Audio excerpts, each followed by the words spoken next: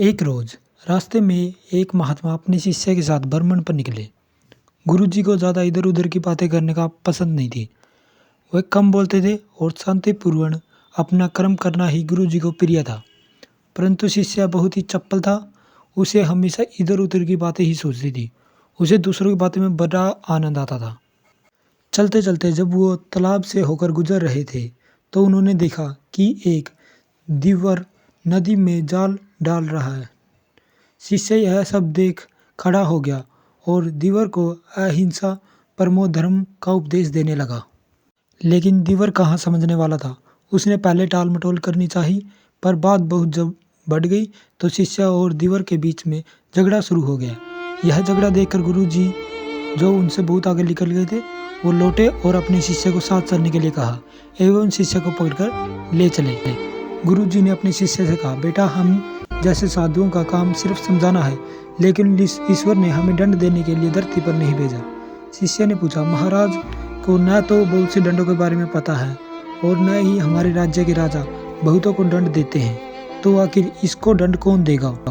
शिष्य की इस बात का जवाब देते हुए गुरु जी ने कहा, बेटा, तुम निश्चित रहो, इसे भी दंड देने वाला एक अलौकिक शक्ति इस दुनिया में मौजूद है, जिसकी पहुंच सभी जगह है। ईश्वर की दृष्टि सब तरफ है और वो सब जगह पहुंच जाते हैं। इसलिए अभी तुम चलो, इस झगड़े में पड़ना गलत होगा, इसलिए इस झगड़े से दूर रहो। शिष्य गुरु जी की बात सुनकर संतुष्ट हो गया और उनके साथ चल दिया।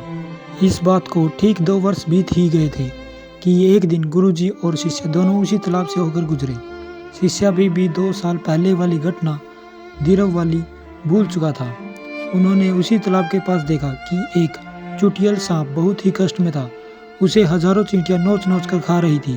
शिष्य ने यह दृश्य देखा और उससे रहा नहीं गया।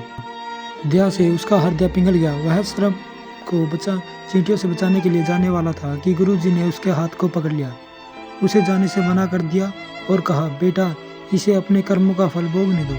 यदि अभी तुमने इसे रोकना चाहा तो इस बेचारे को फिर से दूसरे जन्म में यह दुख भोगने होंगे, क्योंकि कर्मों का फल अवश्य ही भोगना पड़ता है। शिष्य ने गुरु से पूछा, गुरुजी, इसने कौन सा कर्म किया है जिसके कारण यह इस दुर्दशा में फंसा हुआ है? गुरु महाराज जी बोले, यह वही दीवर है जिसे तुम पिछले वर्ष इसी स्थान पर मछली न मारने का उपदेश दे रहे थे, और वह तुम्हारे साथ लड़ने के लिए आग बबूला हुआ था। वे मछलियां ही चींटियां हैं जिसे इसे नोच नोच कर खा रही हैं। यह सुनते ही बड़े आश्चर्य से शिष्य ने कहा, गुरुजी, यह तो बहुत बड़ा ही विचित्र न्याय है। गुरुजी ने कहा, बेटा, इसी लोक में स्वर्ग है और इसी में नरक है। सारे दृश्य मौजूद है। हर क्षण तुम्हें ईश्वर के न्याय के नमूने देखने को मिल सकते हैं। चाहे तुम्हारे कर्म शुभ हो या शुभ हो, उनका फल भोगना ही पड़ता है। इसलिए ही वेदों में भगवान ने उपदेश देते हुए कहा, अपने किए कर्मों का हमेशा याद रखना। यह विचारते रहो कि तुमने क्या किया है, क्योंकि ये सच है, तुमको यहाँ भोगना पड़ेगा। जीवन हर क्षण कीमती है, इसलिए बुरे कर्मों के साथ व्यर्थ मत जाने देना। अपने खाते में हमेशा अच्छे कर्मों की बढ़ोतरी करो, क्योंकि तुम्हारे अच्छे कर्म का परिणाम बहुत सुखद रूप से मिलता है। इसका उल्टा भी उतना ही सही है। तुम्हारे बुरे कर्मों का फल भी एक दिन तुम्हारे बुरे तरीके से भुगतना पड़ेगा। इसलिए कर्मों पर ध्यान दो, क्योंकि वो ईश्वर हमें न्याय ही करता है।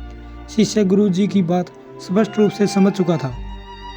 दोस्तों, हम चाहे इस बात पर विश्वास करें या नहीं करें, लेकिन यह 100% सच है कि ईश्वर हमेशा सही न्याय करते हैं और उनके न्याय करने का सीधा संबंध हमारे अपने कर्मों से है। यदि हमने अपने जीवन में बहुत अच्छे कर्म किए हैं या अच्छे कर्म कर रहे हैं, तो उसी के अनुरूप ईश्वर हमारे साथ न्याय करेगा। यह जीवन हमें इसलिए मिलता है ताकि हम कुछ ऐसे कार्य करें जिनको देखकर ईश्वर आँखों से में भी हमारे प्रति प्रेम छलक उठे। Thank you very much.